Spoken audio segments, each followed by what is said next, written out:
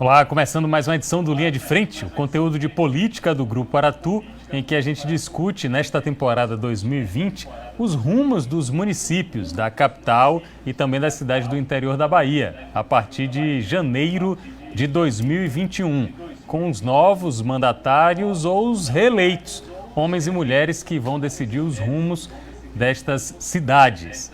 A partir de agora, a gente conversa não mais com pré-candidatos, mas já com candidatos confirmados. O trabalho técnico é de Everton do Vale, com a produção de Cris Almeida. Eu sou Pablo Reis, você já vê na tela o candidato oficializado pelo PSOL, Partido Socialismo e Liberdade, Hilton Coelho, deputado estadual. Seja bem-vindo, deputado. Tudo bem com o senhor? Ok, Pablo. Estou ajeitando aqui a câmera, porque na imagem mesmo sai um pouco cortada. Né? Pronto. Essa organização, né, no espaço de casa. Mas bom dia, Pablo. É um prazer muito grande estar aqui junto com você, né, nesse diálogo tão precioso para as eleições em 2020, marcadas fundamentalmente por esse fenômeno internacional da pandemia, que com certeza tem decorrências, vai ter decorrências também no processo democrático no Brasil, na cidade de Salvador, e, portanto, esse trabalho do Linha de Frente é extremamente precioso para a democratização da discussão, para a apresentação do conjunto das posições alternativas para a Prefeitura Municipal de Salvador. Estou muito contente de estar com vocês aqui e com todos aqueles que acompanham o trabalho. Muito bom. E é importante também perceber que o senhor está com áudio e vídeo muito qualificados para que todos possam ver e ouvir suas propostas caso seja eleito prefeito de Salvador. Quero começar a nossa conversa, teremos participação de outros jornalistas. Eu quero começar a nossa conversa relembrando a primeira campanha a prefeito de Salvador, que o senhor participou há 12 anos. O mote daquela campanha era "Chega de vender nossa cidade". O mote desta campanha, 12 anos depois, 2020, é "Chega de vender a nossa cidade". É sinal de que a cidade continua no mesmo rumo ou é sinal de que o PSOL ainda tem o mesmo mote, Hilton Coelho? Com certeza. A reafirmação dessa chamada, que na verdade é um apelo à reflexão crítica em relação aos rumos da cidade, quer dizer que nós estamos em outro momento, mas de afirmação justamente desse projeto. É um projeto privatista para a cidade de Salvador, que foi iniciado especialmente no final, na segunda gestão do prefeito João Henrique, aí já influenciada pela delinquência de Gedel Vieira Lima e sua articulação com o prefeito ACM Neto. Já naquele momento se afirma a perspectiva de privatização da cidade, a ocupação da máquina pública por grupos dos amigos, dos aliados políticos, e o que nós percebemos foi que as duas gestões do prefeito ACM Neto, que sucederam essa gestão desastrosa do prefeito João Henrique, mas que já contou nos seus diálogos com a influência do prefeito ACM Neto, foi marcado justamente por essa venda da cidade. Venda do ponto de vista da ocupação e uso do solo, nós percebemos aí como a cidade ela vai perdendo do ponto de vista ambiental, especialmente a região da Paralela, né, os processos de privatização relacionados à ocupação do centro histórico, né, e desse ponto de vista geral, e como falam alto os grupos privados, por exemplo, na área da educação, da saúde, da mobilidade urbana. Então, o que nós estamos passando, Paulo, é uma situação muito grave na cidade de Salvador, em que pequenos grupos econômicos eles falam mais alto do que o interesse público, e é um processo que o Partido Socialismo e Liberdade, o Partido da Unidade Popular pelo Socialismo e o Partido Comunista Brasileiro pretendem dar à luz e apresentar, obviamente, uma alternativa que vai ser o inverso, vai ser uma contraposição direta a esse processo de privatização, afirmando um grande interesse, que é o interesse público e não desses grupos econômicos. Com um agravante, Paulo, de que nós hoje temos um governo municipal que ancora, uma liderança que ancora também a venda do nosso país. A emergência do golpe esse é o tema, e principalmente o início do governo Jair Bolsonaro colocou uma perspectiva para o Brasil de venda da nossa Petrobras, de venda da nossa Eletrobras, do Banco do Brasil, da Caixa Econômica, dos Correios. Agora nós estamos passando por uma greve dos Correios, nesse exato momento, uma greve histórica, porque o governo já decidiu privatizar os Correios. Então, a Semineto, como presidente nacional do DEM, é uma liderança central para afirmar todas essas perdas da soberania nacional no nosso país. Isso daí é um outro dado. A cidade de Salvador vai sendo vendida por uma liderança que, no contexto atual, tem um papel central para vender o próprio país. Né? Nós tivemos aí a privatização da Previdência Pública, a aprovação também da privatização da água nacionalmente, e agora a tentativa de fazer uma reforma administrativa que vai simplesmente destruir a máquina pública do nosso país, por exemplo, com o fim da estabilidade e a volta dos grandes sistemas das oligarquias, se generalizando não apenas em pequenas cidades do interior, mas em grandes capitais como Salvador. E tudo isso a liderança do prefeito ACM Neto demarca com uma principalidade muito grande no contexto do país. Então, a eleição e a capital da resistência tem uma tarefa de se contrapor ao privatismo e de ser também uma cidade de resistência que está acontecendo com o nosso país, que não encontra, infelizmente, qualquer resistência também por parte da política do governador Rui Costa.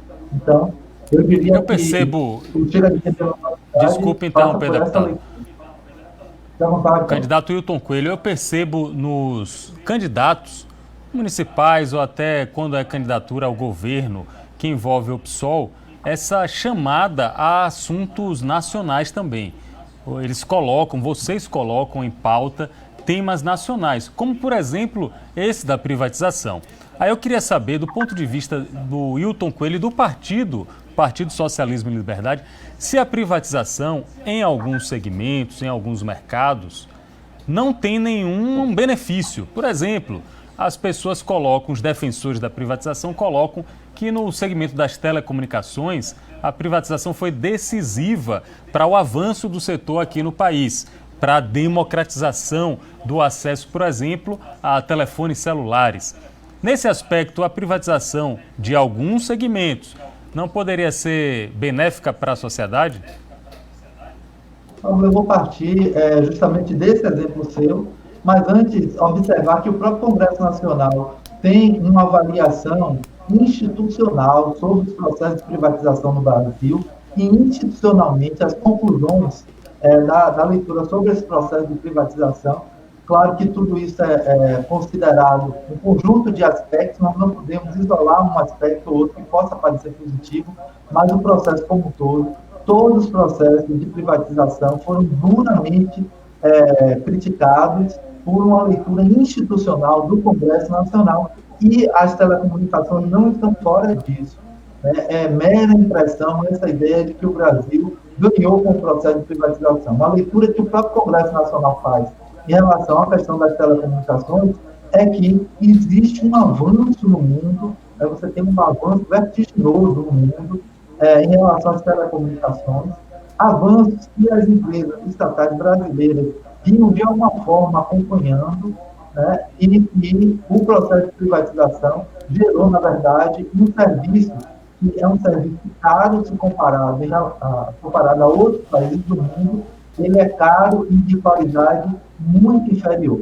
Então, nós não podemos descontextualizar esse serviço do que está acontecendo no planeta. E foi isso que o Congresso Nacional fez e constatou, por exemplo, que em relação à privatização das telecomunicações, o Brasil saiu perdendo.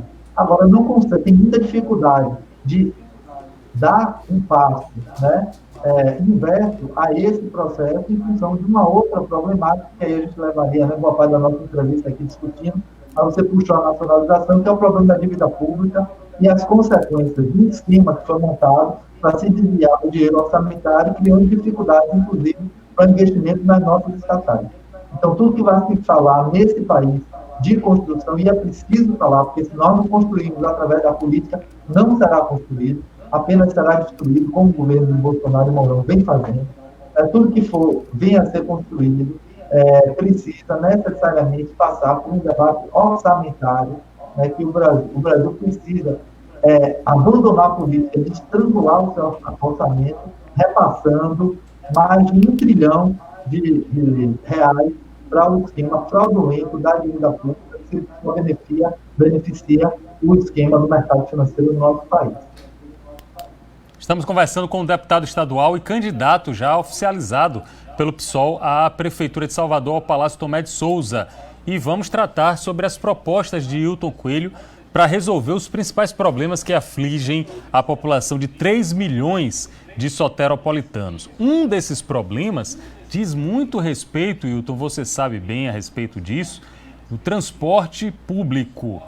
Para as comunidades, para os trabalhadores que moram na periferia, vocês podem saber que eles perdem até 3 horas num dia, 2 horas e meia, para se deslocar de casa até o trabalho.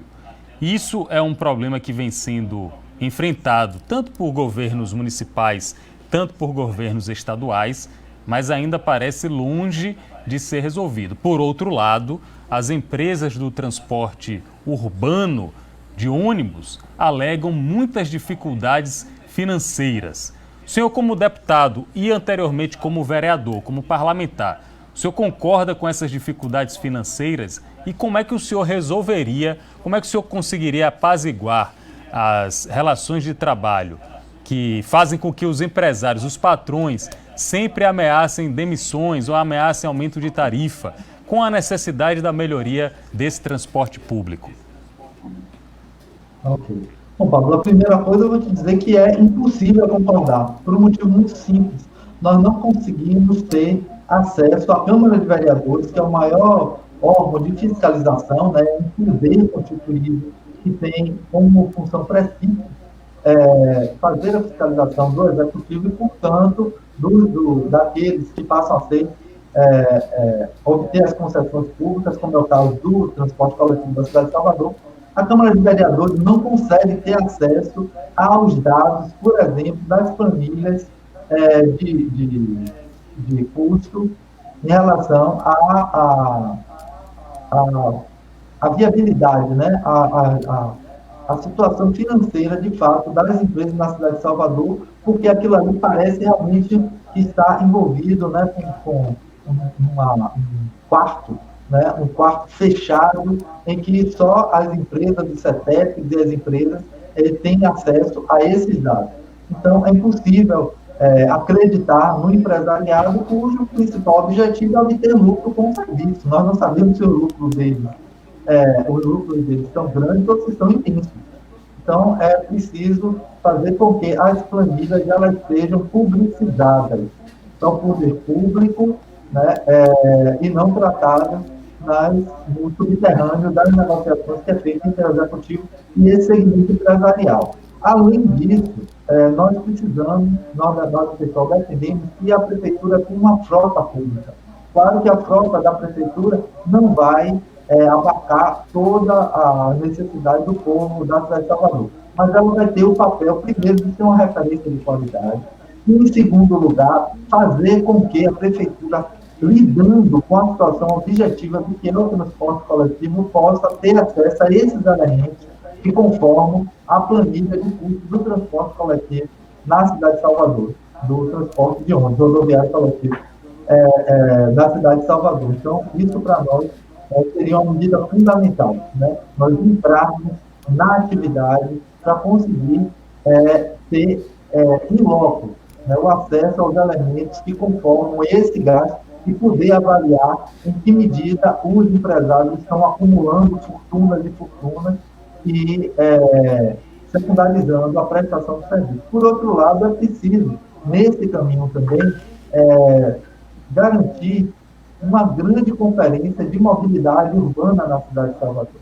É uma conferência que faça a discussão sobre a articulação entre os diversos modais, né, que estimule e constitua um conjunto de mecanismos que sejam democráticos de gestão do transporte coletivo na cidade de Salvador. A cidade de Salvador é uma cidade marcada por dificuldades do ponto de vista financeiro, a sua população é empobrecida, porque nós temos a economia que joga o recurso para fora, então nós temos muita dificuldade, um percentual enorme da nossa população, inclusive, anda a pé, porque não tem condição de pagar o transporte coletivo, marcadamente o público estudantil, que é um outro problema, tem um problema para a educação no município de Salvador, e tudo isso precisa ser discutido numa grande conferência municipal de mobilidade urbana, que, por exemplo, paute o que nós queremos com o nosso trem. Nós estamos às vésperas aí de ver se depender de nós, pessoal, não. Nós vamos para a briga em relação a isso.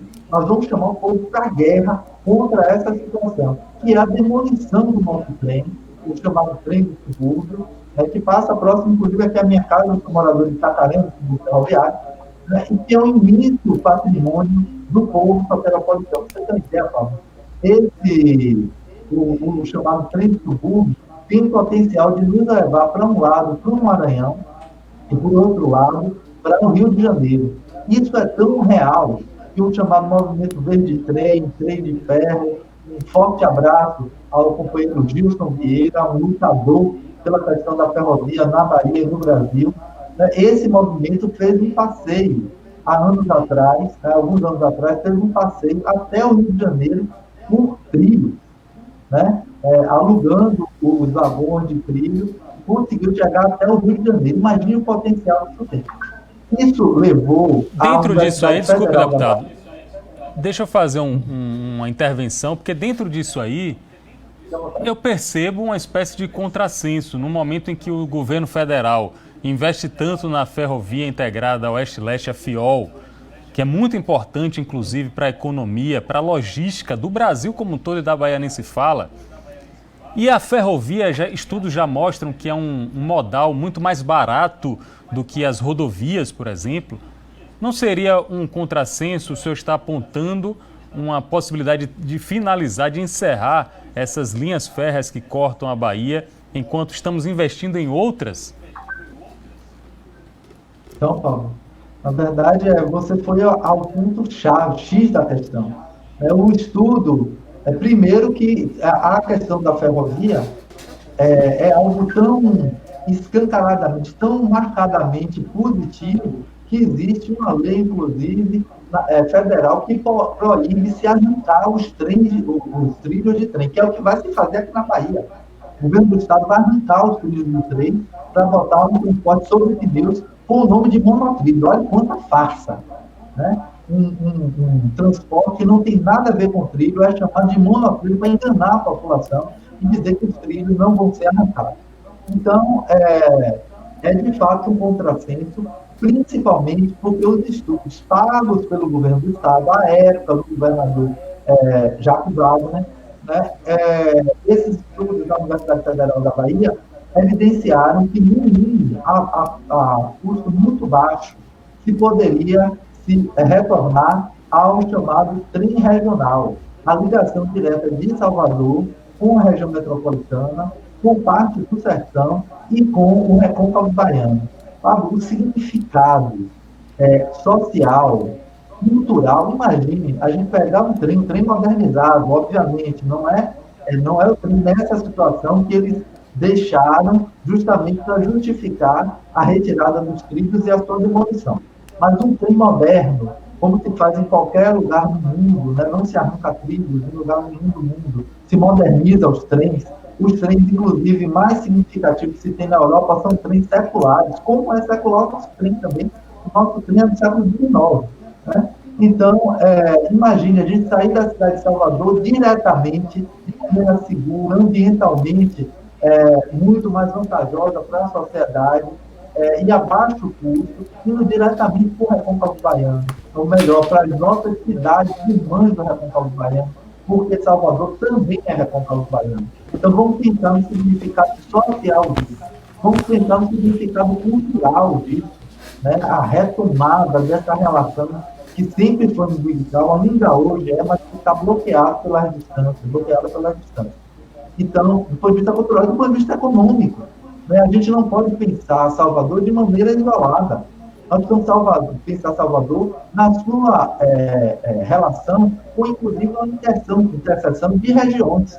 A região da metropolitana e o Recôncavo Salvador. As possibilidades dessa integração de maneira significativa levam à perspectiva de ter um enriquecimento, um aumento da atividade produtiva, da agricultura e de uma rede de indústrias que possa surgir nas cidades do Recôncavo, como Cachoeira, São Félix, Santa Amaro, mas também em Salvador. A possibilidade de um fornecimento de uma alimentação de alta qualidade, impactando na própria saúde na cidade de Salvador, e também a perspectiva de nós termos uma rede de indústrias que processe essa produção e que, portanto, gere trabalho e renda distribuída para os soteropolitanos e soteropolitanas que fazem parte de uma cidade que, infelizmente, apesar de ser muito rica culturalmente, na capital, na pobreza e do desemprego. Então, nós estamos prestes a ver esse crime em relação à mobilidade da cidade acontecer, e se depender do pessoal, isso vai ser barrado. Nós vamos transformar essa campanha, entre outras coisas, num palco de debate sobre o papel de Salvador como liderança regional e o crime que é demolir o chamado trem suburbano. Então, muito debate é para se fazer, Paulo, em relação à questão da mobilidade.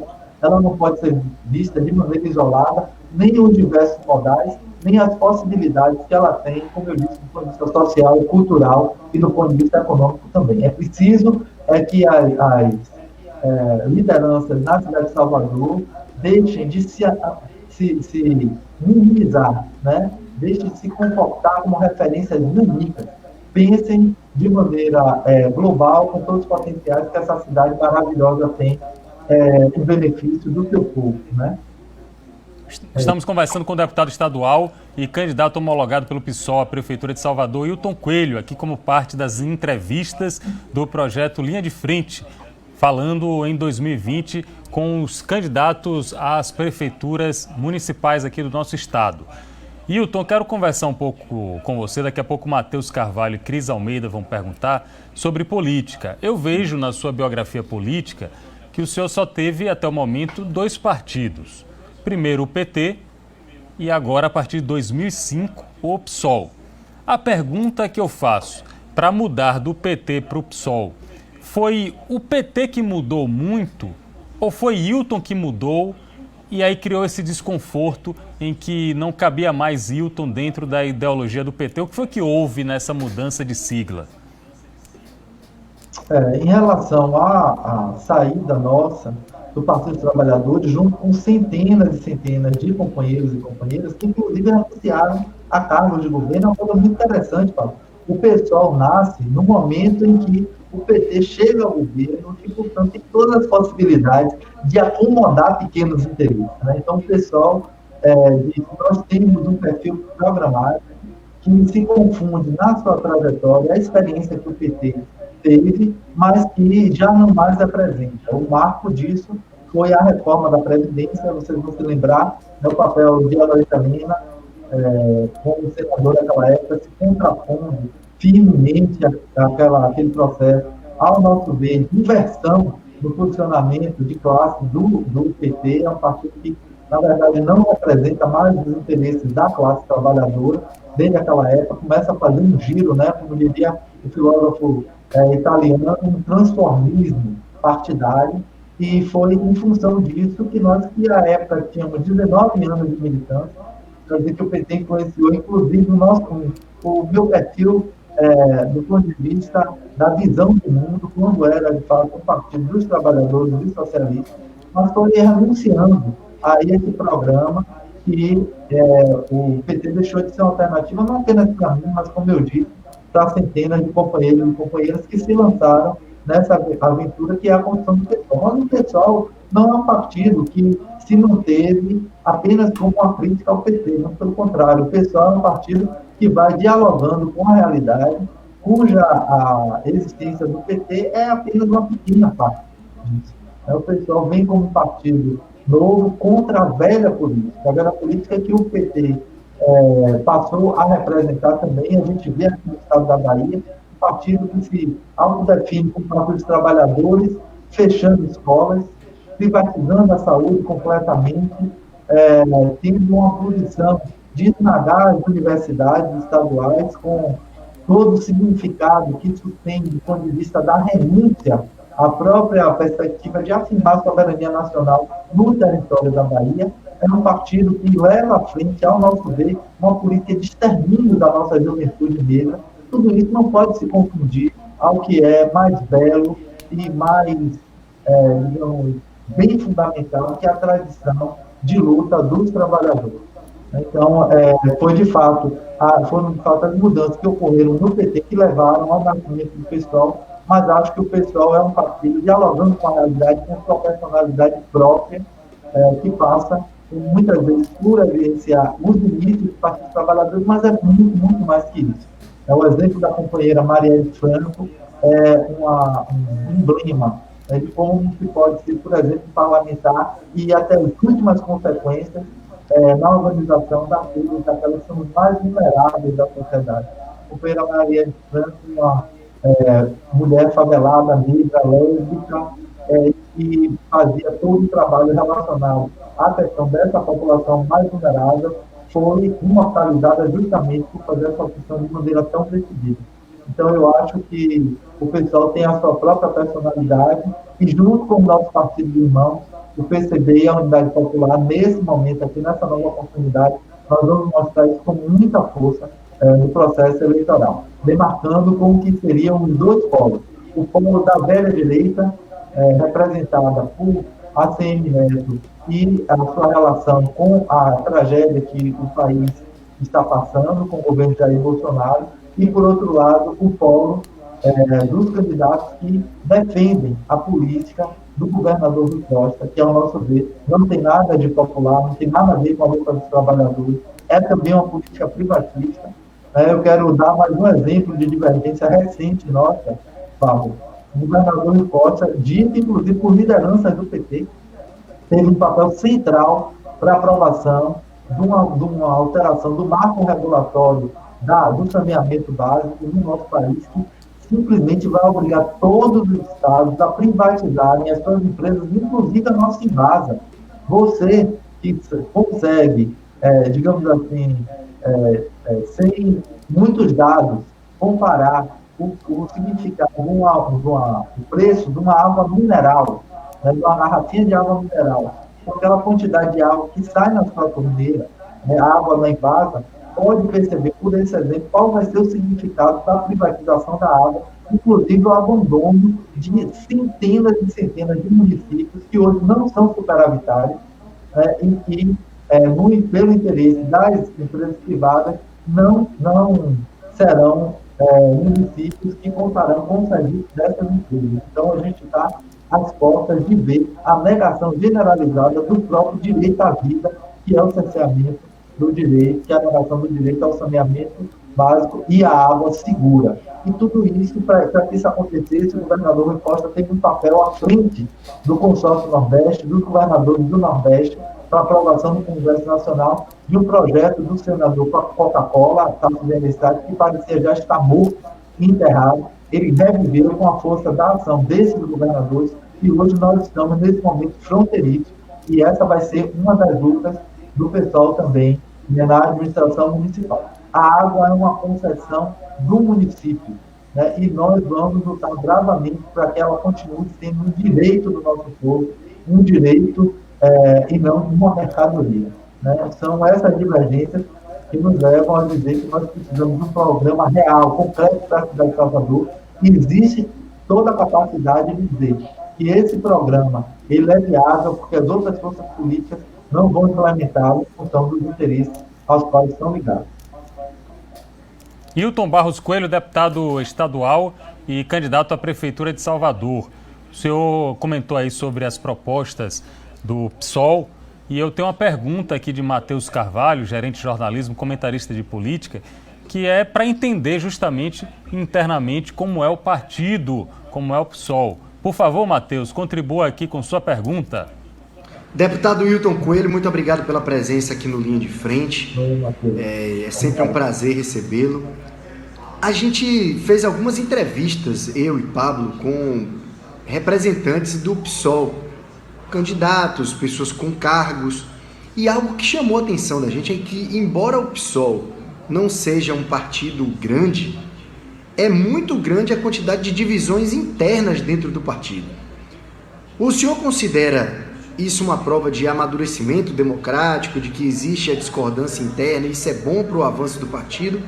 Ou essa quantidade de divisões internas acaba impedindo o PSOL de se tornar um partido ainda maior e mais relevante? Eu diria, Matheus, primeiro, bom dia, Matheus.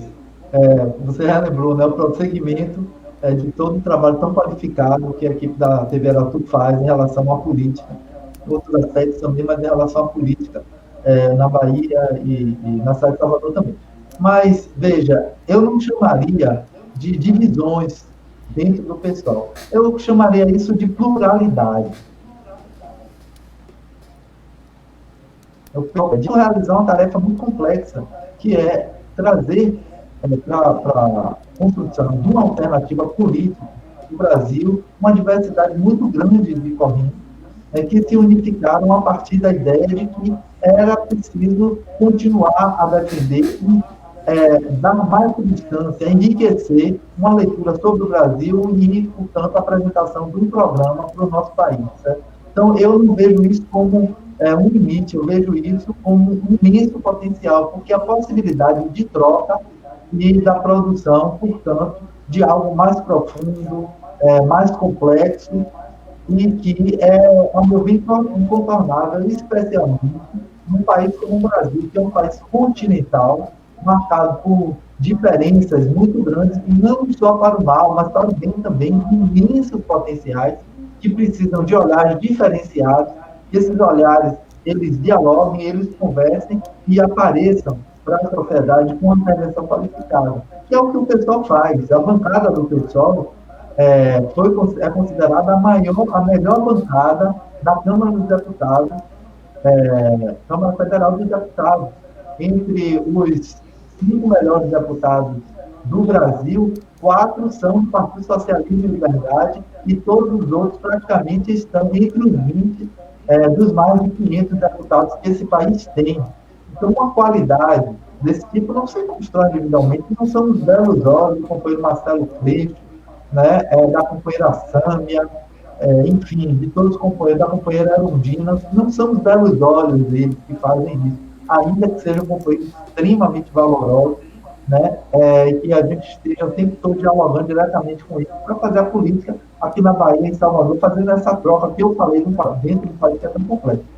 Mas é justamente essa riqueza, o fato deles sintetizarem, deles representarem politicamente toda essa riqueza coletiva que o PSOL apresenta e que faz com que as pessoas, às vezes, achem que o PSOL não tem 10, mas tem 100 deputados no Congresso Nacional pelo nível de visibilidade em função da qualidade da sua intervenção. Então, até agora, Matheus... O PSOL... Deputado, desculpe, o PSOL em geral e o senhor em particular, eu acompanho a trajetória do senhor, tem postura muito crítica em relação ao trabalho da Polícia Militar, não apenas na Bahia, mas no Brasil como um todo.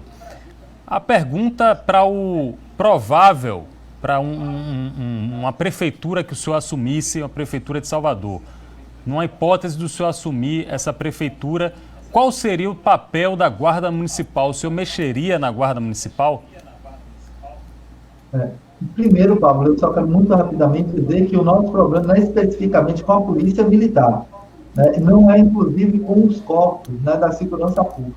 O nosso problema é com a política de segurança pública, o que agrava muito mais a situação. A nossa tese é que esse nível de sacrifício, esse nível de agressividade que se coloca como dados de guerra em relação à situação, especialmente da vitimação da juventude negra no nosso país, são dados de uma política de segurança pública. Eles são pensados, eles são organizados, existe uma lógica que é reafirmada com táticas, com leituras de mapa, que infelizmente norteiam a política dos governos que, ao trabalharem com a noção de que esse país não vai caminhar, e os estados não vão caminhar por uma lógica de reversão da desigualdade social, fazem a opção de enxergar não apenas a nossa juventude, nossos adolescentes e às vezes até as nossas crianças, não como potenciais de resolução dos grandes dilemas do nosso país, mas como problemas em potencial. Nós estamos num país que passou a olhar até as suas crianças como um problema em potencial. Isso é lamentável, precisa ser desnaturalizado, e o pessoal também vai falar algo contra esse extermínio. O pessoal também pretende se perfilar com todos e todas que querem ser escudo contra essa verdadeira política de extermínio que acontece no nosso país. Os dados são lamentáveis, como ele foi discutido de maneira mais aprofundada, nós podemos apresentar os dados. Eu só quero só colocar um dado que me parece muito importante nessa discussão. O Brasil não tem pena de morte. 20 países no mundo têm pena de morte. Dos 20, 19 já revelaram seus dados. Apesar do Brasil não ter pena de morte, aqui no Brasil se faz execução sumária, sem direito, né, à defesa, numa dimensão 3 vezes maior do que as execuções que acontecem em todos os países do mundo que têm pena de morte. Imagine, todos os países do mundo que têm pena de morte juntos executam apenas 1/3 do que são executados ilegalmente, sem aprovação da pena de morte, de maneira por execução sumária no nosso país, e geralmente o grosso disso são de jovens negros que se articulam com racismo estrutural, né, como diria o professor Silvio Almeida. Então, me desculpe pela introdução, mas o que nós faríamos com a Guarda Municipal? É preciso discutir esse plano de segurança pública a partir de um direito da população. Então, nós precisaríamos inserir a ação da Guarda Municipal dentro de um conjunto de iniciativas que gerem um espaço, gerem uma atmosfera de segurança, especialmente nos bairros populares. Então, é preciso discutir o papel da Guarda Municipal na interseção com outros corpos de polícia que, por exemplo, coloque a perspectiva da relação entre segurança pública e urbanização dos bairros populares.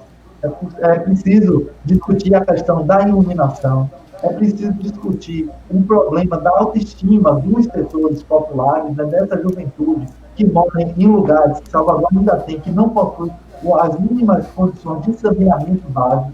Então, é preciso discutir, é preciso fazer uma articulação entre o sonho, as motivações da nossa juventude, uma educação de qualidade, por exemplo, e, nesse sentido, é preciso entender a segurança pública não apenas como uma questão de polícia, mas como uma atmosfera relacionada a um conjunto de outras iniciativas que não são iniciativas apenas no campo, e nem principalmente no campo da repressão.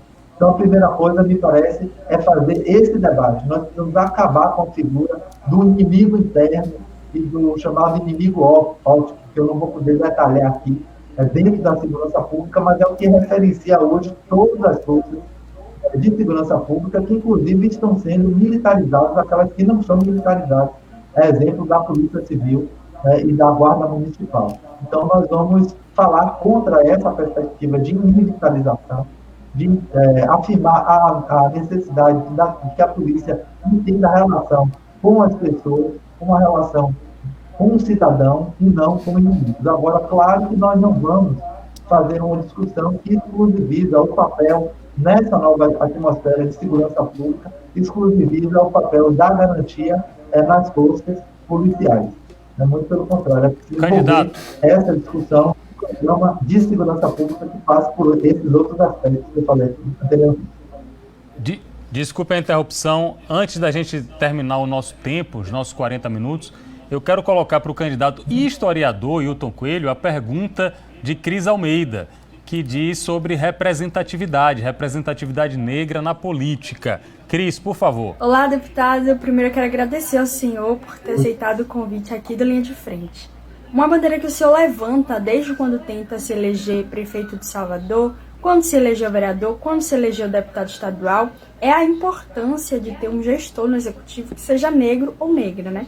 E a gente tem discutido isso porque a gente tem alguns candidatos agora nessa eleição que são negros, tentam aí a vaga no Executivo, na Prefeitura de Salvador. E eu quero saber do senhor, que tem levantado essa bandeira há muito tempo já, qual é a importância de ter um prefeito ou uma prefeita negra em Salvador, de acordo aí com sua observação. Muito obrigado, Cris. Essa pergunta é um presente, de fato. Nós ontem, inclusive, fizemos um debate virtual sobre a questão da ancestralidade e a cidade de Salvador. Ao nosso ver, para enfrentar todas as grandes demandas que essa cidade tem, um componente fundamental é a inspiração que nós devemos ter na nossa ancestralidade negra e indígena. Eu vou dar um exemplo aqui para vocês. Nós estamos discutindo aqui o problema do extermínio, né, da juventude negra. Eu falei anteriormente sobre isso aqui, da naturalização, portanto, da morte desses jovens negros, né, e é preciso, portanto, combater o extermínio, mas não apenas nesse momento em que a bala está prestes a sair da arma das forças policiais ou até de conflitos que acontecem na própria comunidade. Né? Para nós, é importante fazer um debate voltado à questão educacional. E aí eu quero dizer que nós temos todas as condições de aprofundar essa discussão, porque temos uma rede municipal extremamente preparada. Nós temos uma multidão, milhares de educadoras e educadores desse município que são pesquisadores, possuem inclusive pós-graduação ou trabalham no cotidiano, no seu dia a dia nas escolas, fazendo pesquisa também. Então, todo esse potencial pode se realizar, por exemplo, enriquecendo a intervenção relacionada à Lei 11.645, né, que dispõe sobre a obrigatoriedade do ensino, da cultura, da história e da cultura afro-brasileira, africana e indígena no nosso país. Essa é uma forma de evidenciar como estar referenciado na nossa ancestralidade negra é tão importante na condução do nosso município. Assim como pensar na questão do trabalho na cidade de Salvador. É preciso ter outra abordagem que não seja essa de reformar espaços públicos, importante reformar espaços públicos, mas retirando do espaço público o nosso povo que precisa sobreviver nesse espaço. Uma característica Candidato, desculpe interromper mais uma vez. Perdão, é porque senão, para a gente ser justo com todos os candidatos e termos que manter o mesmo tempo para todos. Senão, daqui a pouco vão dizer que a gente aqui está privilegiando o PSOL. Candidato, muito obrigado por sua participação. Assim como fazemos com todos, eu deixo 30 segundos para o senhor tentar convencer os eleitores baianos, os eleitores soteropolitanos, sobretudo, de que o senhor é o melhor nome para assumir a prefeitura a partir de 2021. Bom, primeiro eu quero dizer que nós vamos levar à frente um processo de democratização, afirmando a democracia direta na cidade de Salvador. Essa cidade vai deixar de ser influenciada nos mais diversos aspectos, de maneira decisiva, por pequenos grupos econômicos, e que, para isso, vai ser fundamental estarmos referenciados na ideia de que Salvador é a capital da resistência. Nós temos toda uma trajetória de coragem, de ousadia, de criatividade, que vai falar alto, com certeza, nesse processo eleitoral e na condução. E eu e a companheira Rosana, nós tivemos tempo de falar um pouco sobre isso, a companheira Rosana Almeida, que é a nossa candidata a co-prefeita do estado de Salvador, não é vice, é co-prefeita. Vamos fazer a partir, com certeza, se tivermos essa autorização do povo soteropolitano a partir do início do ano que vem. Muito obrigado, Paulo. Dizer que passou rapidinho, que a qualidade do trabalho de vocês realmente é espetacular e eu espero ter outra oportunidade para vir dialogar com ela. Teremos outra oportunidade, inclusive debate aqui para prefeito, para vice-prefeito, que faremos pelo Linha de Frente. Hilton Barros Coelho, 49 anos, candidato do PSOL à Prefeitura de Salvador, foi o entrevistado de hoje aqui no projeto Linha de Frente, o conteúdo de política do Grupo Aratu. Eu sou Pablo Reis, agradecendo ao colega Everton do Vale pela operação técnica, a produção de Cris Almeida, a participação de Matheus Carvalho. A gente volta com mais entrevistas, porque para oferecer informação e você ter sua opção, sua escolha na eleição lá de outubro, ou então em novembro, no segundo turno, todo o esforço que fizermos vai valer a pena. Um abraço, até o próximo encontro.